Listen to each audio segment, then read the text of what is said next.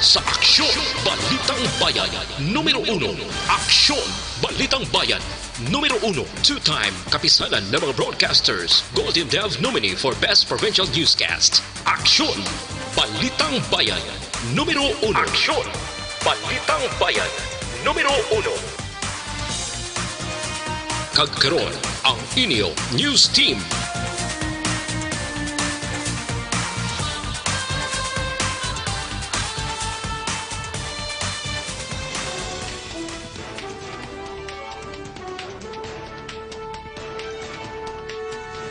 Sa ato nga panguna nga mga Pangulong dinalan sa mga balita lokal, Bacolod hindi na magapilar sa National IATF matapos indeklarar nga low-risk area ang syudad. Samtang Governor Lacson nagapilar sa Malacanang nga ipabilin sa General Community Quarantine ang Negros Occidental. Suspect patay matapos ginalagar nagbato sa kapulisan matapos serbihan sang warrant of arrest. Sa balita national, Metro Manila, Cebu, kag Laguna nagapabilin sa high risk sa COVID-19 samtang ginlift na ang community quarantine sa 41 ka probinsya kag 11 ka syudad sa Pilipinas. 25 anyos nga manunudlo nga nag-tweet nga maghahatag sang 50 milyones pesos sa sinuman makapatay kay Presidente Duterte, arestado. Maayong aga Bacolod, maayong aga Bilogabahin sang Western Visayas. Karon nga adlaw, Miyerkules, Mayo 13, 2020. Ang inyong news team, Aksyon, Dorel, Cabatu. kag Aksyon Boy Duran, ang mga balita lokal pagkatapos lamang sila.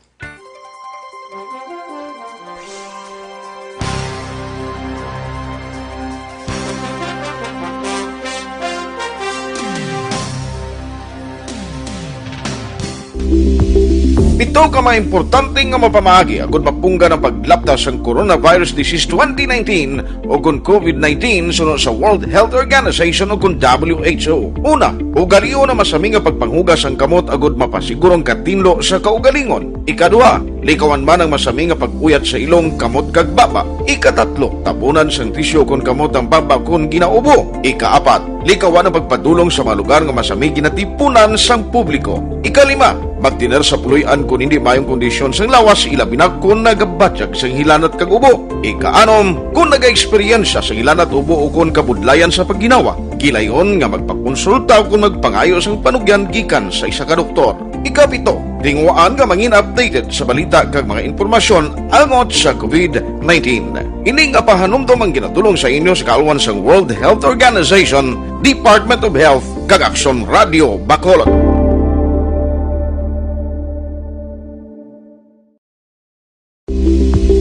Ito ka mga importante nga mapamagi agud mapungga ng paglaptas sa coronavirus disease 2019 o kung COVID-19 sunod sa World Health Organization o kung WHO. Una, ugaliyo na masami nga pagpanghugas ang kamot agud mapasigurong katinlo sa kaugalingon. Ikadua, likawan man ang masami nga pag-uyat sa ilong kamot kag baba. Ikatatlo, tabunan sang tisyo kung kamot ang baba kung ginaubo. Ikaapat, likawan ang pagpadulong sa mga lugar nga masami ginatipunan sang publiko. Ikalima, magtiner sa puluyan kung hindi mayong kondisyon sang lawas, ilabi na kung nagabatyag sang hilanat kag ubo. Ikaanom, kung naga-eksperyensya sa hilanat ubo o kung kabudlayan sa pagginawa. Gilayon nga magpakonsulta kung magpangayo sang panugyan gikan sa isa ka doktor. Ikapito, tingwaan nga mangin updated sa balita kag mga impormasyon angot sa COVID-19. Ining apahanumdom ang ginatulong sa inyo sa kaalwan sang World Health Organization, Department of Health kag Aksyon Radio Bacolod.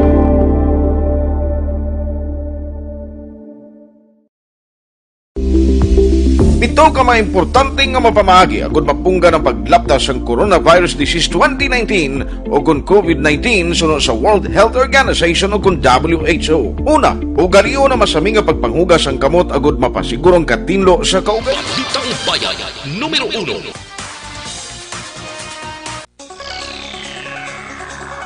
Aksyon Radio Philippines Standard Time, 6 minutos na nagaligad sa tak na ang alas 6. Detalye na sa aton mga balita lokal. Magasunod ang syudad sa Bacolod sa mando sang National Interagency Task Force nga nag-classify sa Bacolod nga low-risk area kag hindi na pag-ipatuman ang Enhanced Community Quarantine o General Community Quarantine.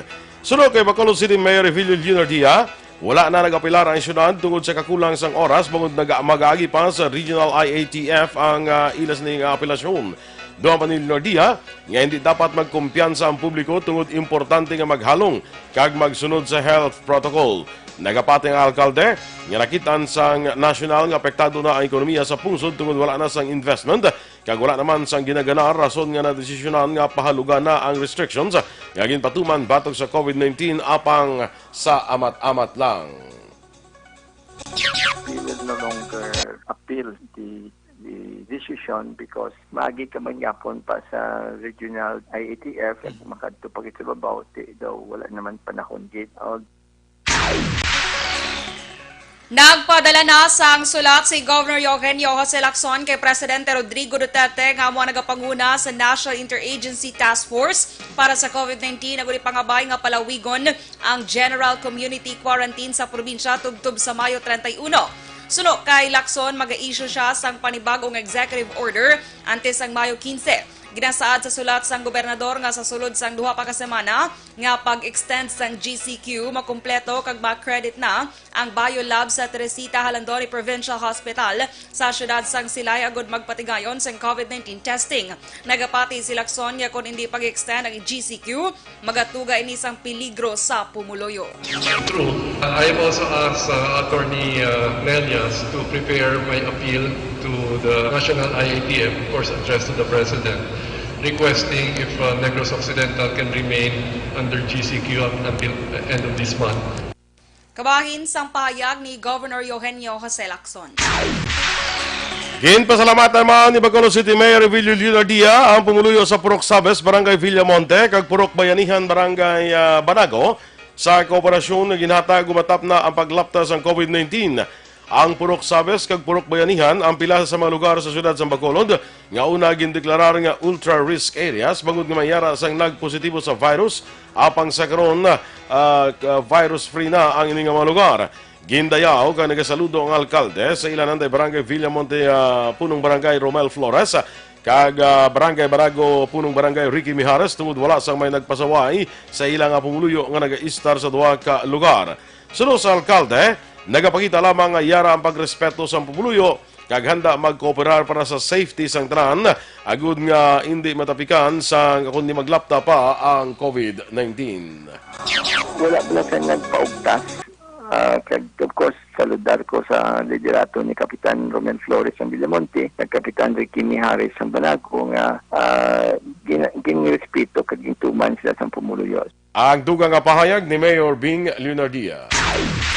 Sa iban nga mga balita lokal, ginpalayag sa mga kapulisan nga nagbato sa operatiba sa Criminal Investigation and Detection Group o kon CIDG Bacolod ang subject nga si Fritz Gisanta, 29 anyos, ang Purok Baybayon, Barangay Banago, Syudad sang Bacolod, sang ginserbe ang warrant of arrest batok sa iya sa kaso nga murder. Sunod kay Police Station 3 Commander Police Captain Richard Fajarito, pag-abot sa mga operatiba sa basketball court malapit sa pulian ni Gisanta kag hana na kuntani nga iserbe ang warrant of arrest sang gulpi na lang ini nga nagpalagyo. Ginlagas sa mga operatiba si Gisanta apang ginaligar nga una nagpalupok sa armas lothang batok sa kapulisan. Nagtaklas sa atop sang pila ka pulian si Gisanta kag naglabot sa ikaduha nga panalgan sa pulian ni Purok Chairman Mario de la Torre kag didto ginbawian sang kabuhi matapos nakaangkon sang madalom nga pilas sa iya nga lawas. Mula sa armas lutang na recover sa lugar kung sa diin nasapwan patay si Gisanta. Ginkumpirma naman ni Fajarito nga si Gisanta ang kalakip sa top 20 most wanted person sa Police Station 3.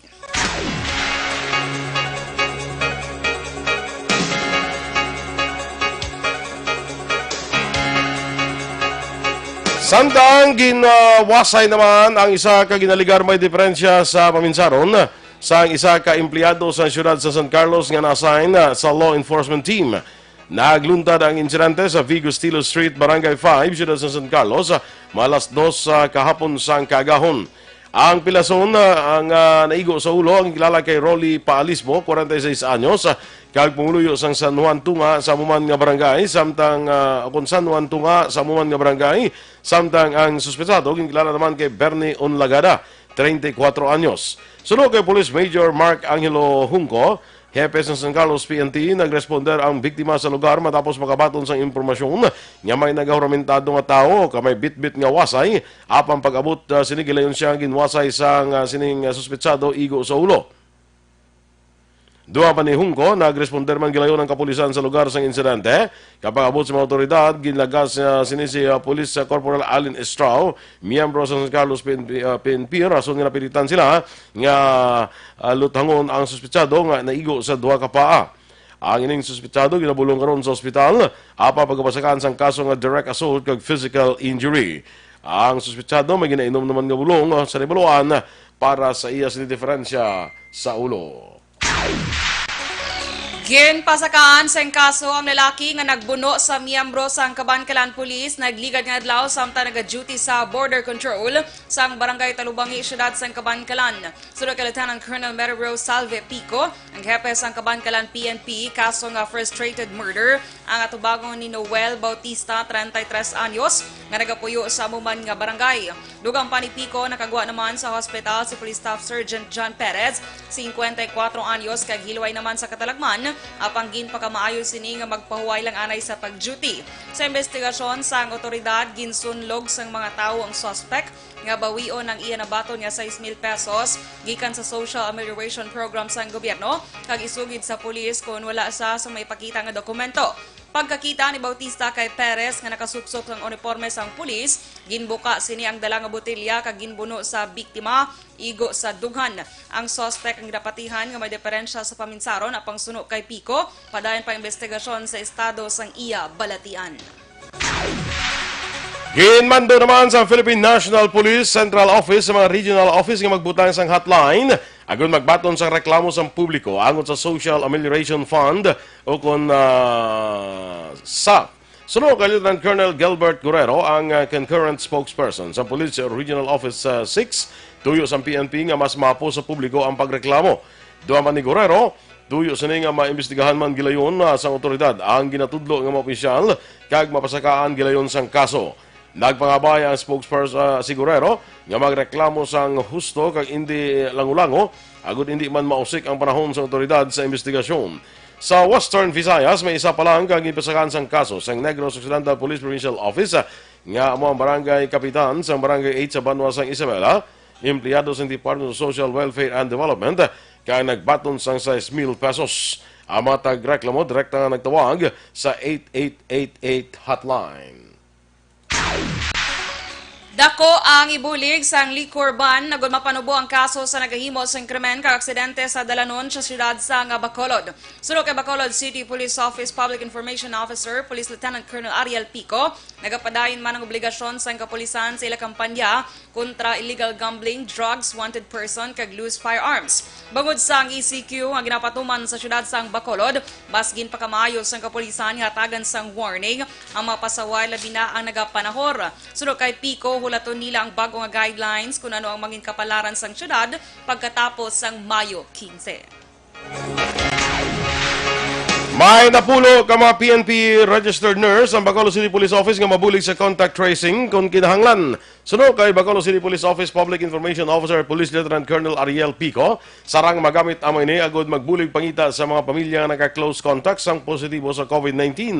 Apang ginklaro ni Pico nga wala sang PPE nga magamit amo ini agud proteksyonan nila kaugalingon nga hindi sila matapikan sang virus.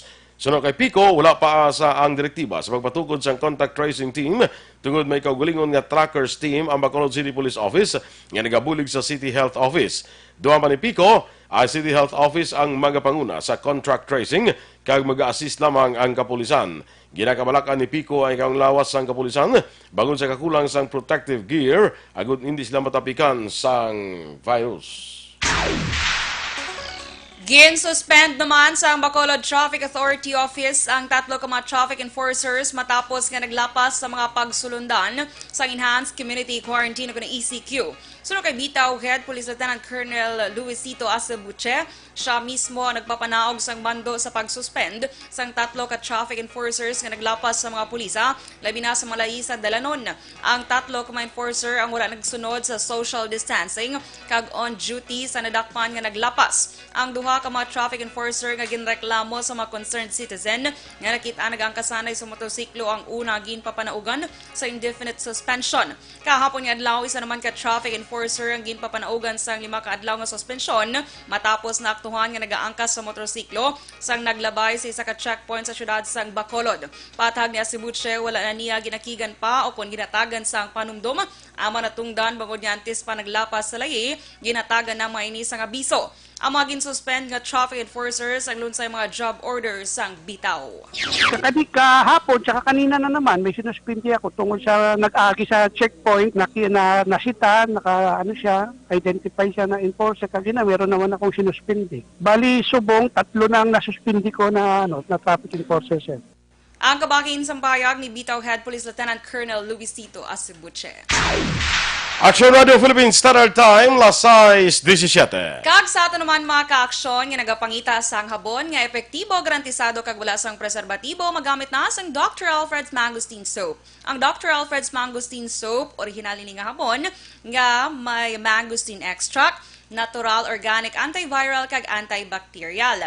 Para sa mas epektibo nga paggamit ipabilin sa tubtub 3 minutos sa imong lawas samtang padayon ang imo pagkuskus. Safe ini bangod wala sang chemical component. Magluwas dire ang Dr. Alfred's Mangosteen Soap ang pwede man gamiton bilang feminine wash, shampoo sa stubborn dandruff o kon kaspa, anti-pimple soap kag anti-skin allergy. So sa aton mga ka-aksyon, magamit na sang Dr. Alfred's Mangosteen Soap ang habon nga original. Kag sa aton nga kape mga ka-aksyon gina-rekomendar ta sa inyo mag-inom kita sa black coffee kay black coffee kadamo sang health benefits sa aton nga lawas. Pero kung black coffee gani ang gina-rekomendar naton sa inyo ining Dr. Alfred's black coffee with no sugar.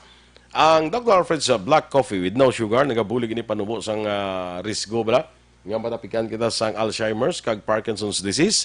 Nagapanubo pa sang risgo nga matapikan kita sang diabetes. Nami man isa sa aton nga atay kag nagabulig panubo sa aton sini nga timbang o kon nagabulig sa aton nga weight loss. Ang Dr. Alfred's black coffee with no sugar amo ni ang nagaisahanon nga black sugar nga may nga black coffee nga may ara sang mangosteen. That is why nga amo na siya nga ang kape nga Dr. Alfred's black coffee with no sugar with mangosteen tama gidya ka healthy para sa aton.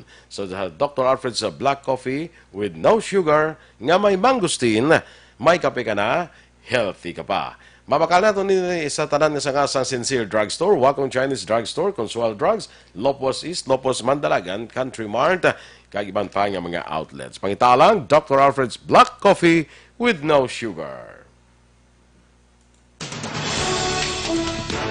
Metro Manila, Cebu, kag Laguna nagapabilin sa high risk sa COVID-19 samtang ginlift na ang community quarantine sa 41 ka probinsya kag 11 ka syudad sa Pilipinas.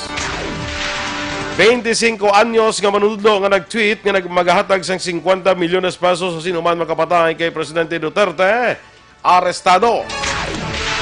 Ang mga balita nasyonal sa pagbalik sa aksyon, Balitang Bayan, Numero 1.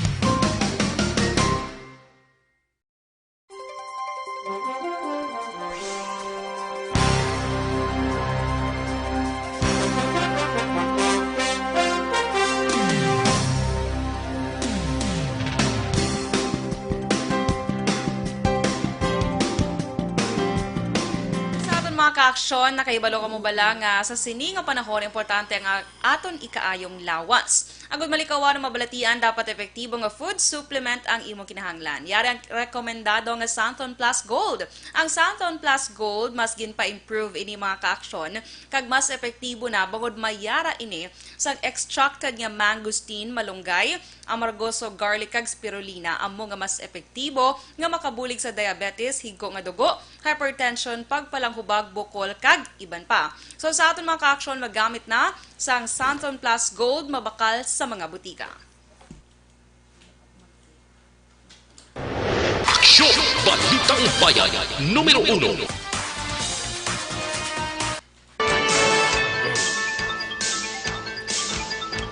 Aksyon Radio Philippine Standard Time, las 6:24. Detalye na sang mga balita nasyonal.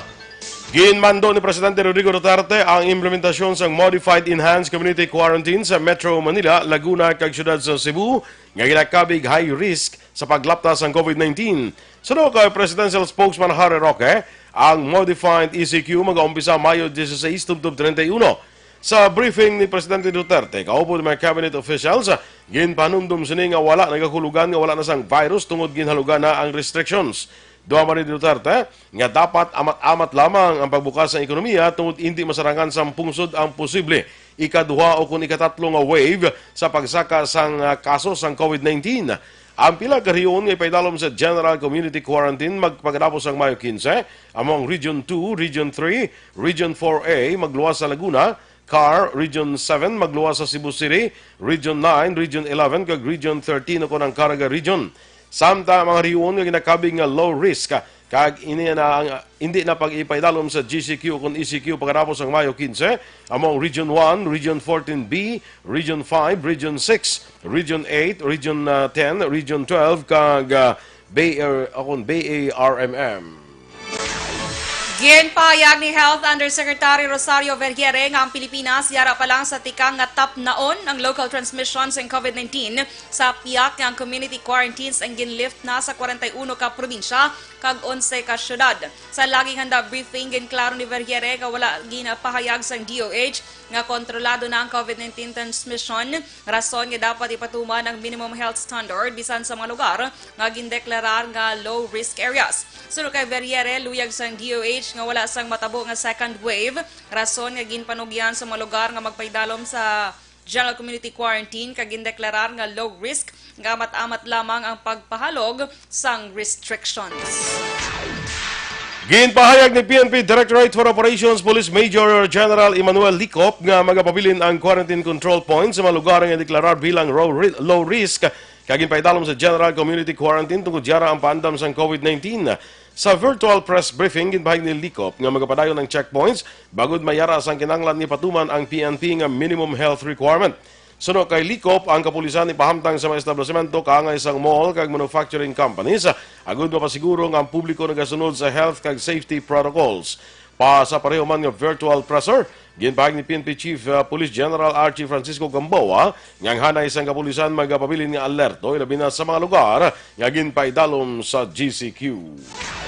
Naglambot naman sa 11,350 ang kabilugan niya kaso sa COVID-19 sa Pilipinas. Sa records sa Department of Health, 264 ang panibag-o nga kaso. Nga na-record sa NCR nga may 165 sa region 165, Region 7, nga may 74 kag 25 ka kaso halin sa nagkalain-lain nga rehiyon sa pungsod. Ginanunsyo sang DOH nga may 107 ka recoveries. Sa karon yara na sa 2,106 ang kabilugan nga recoveries sa COVID-19. Nagsaka naman sa 751 ang kabilugan nga napatay matapos ang dugangan sang 7 ang record. Nagdangat naman sa 140 ang kadamuon sa pulis na nagpositibo sa COVID-19 sa Pilipinas. Ginpahayag ni PNP Chief General Archie Gamboa nga sa amo nga kadamuon may katumbas ini nga 1.26% sa kabilugan nga kumpirmado nga kaso sa COVID-19 sa pungsod. 5 ka PNP personnel ang naka-confine sa medical facilities para mabulong, 64 ang nagpabilin sa quarantine centers kag may 17 ang ginpaidalom sa home quarantine. Wala sang mga Pinoy sa New Zealand ang na-infect sa COVID-19. Ini ang ginkumpirma ni Philippine Ambassador Jesus Domingo matapos nga ang South Pacific nation na nagaplano nga pahalugan ng restrictions nga ginapatuman agud matap na ang COVID-19. Sa bugos nga kalibutan may kabilugan nga 2,195 ka overseas Filipinos ang nagpositibo sa balatian nga may 644 ang naka-recover kag 260 ka mga napatay. Sunod kay Domingo sa piyak nga wala sang Pinoy nga na-infect sa virus sa New Zealand, apang wala naman sila makasalbar sa epekto sa ekonomiya nga natugas ang COVID-19. Ang gobyerno sang Pilipinas ang nagabulig para sa mga displaced Filipino workers paagi sa cash assistance. Gin-facilitate naman sa embassy ang repatriation sa mga stranded Filipino tourist kag mga estudyante nagligad nga bulan. Makaproseso na ang Philippine Red Cross ang tubdob 8,000 ka COVID-19 test kada adlaw. Sunod kay Senator Richard Gordon, ang PRC nagapatigaan sang test halin sa mga sample nga nakolekta sang local government units kag sumungman sa mga personnel sa ground. Duman ni Gordon nga ang organisasyon mayara sang problema sa pagbaton sang pila ka sample bangod mayara sang hindi kompleto ang impormasyon kag barcodes.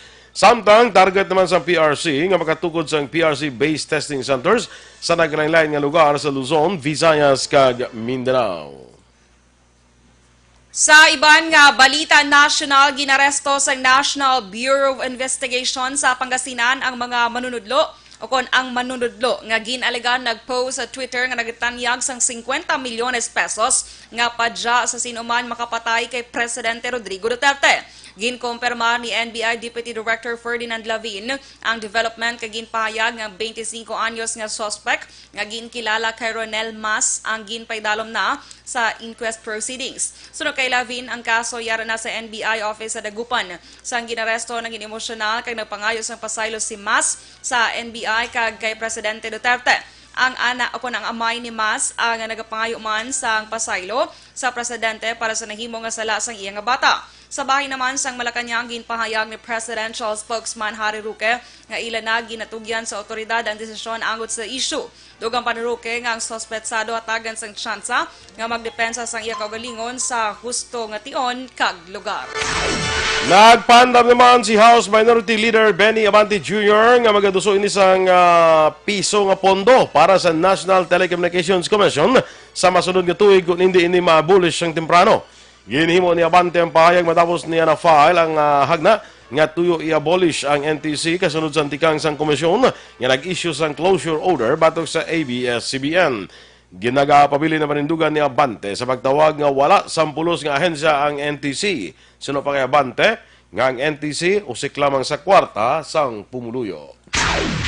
Nagtanyag naman si Presidente Rodrigo Duterte sang 2 milyones pesos nga padya sa sinuman makahatag sa impormasyon na maresto ang lider sang New People's Army o kun NPA. Sa iya nga public address pasado sa 8 sang aga kahapon Mayo 12, ginpahayag sang presidente nga kun may makapatay sa commander sang NPA o kun makatudlo kun sa diin nagapanagong isa kay NPA commander, paghatagan ini sang 2 milyones pesos nga padya. Ginpasiguro sang presidente nga maprotektahan ang identity sa sinuman nga magpanugid. Hatagan man niya sa bagong identity ang testigo kag i-relocate. Magluwas diri protektahan man sang presidente ang pamilya sini sa idalom sang Witness Protection Program sang gobyerno. Aksyon Radio Philippines Standard Time, las 6:32. Kag sa ato naman mga ka-aksyon, kaupod sa pag-take ninyo sang inyong mga food supplement, hindi man magkalipat nga mag-inuman sang CL-Pito-Pito. Ang CL-Pito-Pito ang may 26 mg sang vitamin C, kag gabulig ini pabaskog sang aton nga immune system. Mga ka-aksyon, likawan lang ang nagabaligya house to house ang peke nga CL nga nabutang sa mineral water, plastic bottle o kon sa lapad bottle. Para sa masigurado kag garantisado, magdiretso baka sa ginasaligan nga butika o kon farmasya. Laking CL-Pito-Pito, laging panalo. Inyong imamatihan aton mga balita diri sa Aksyon, Balitang Bayan Numero 1. Standby na sa Aksyon Report, second portion. Upod di Aksyon, Fred Salanga. Balikay kita sa Aksyon Balita Morning Edition.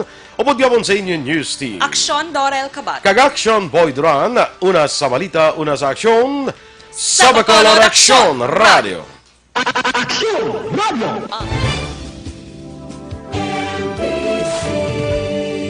Manila Broadcasting Company. Sa balita, komentaryo, isyu, serbisyo publiko.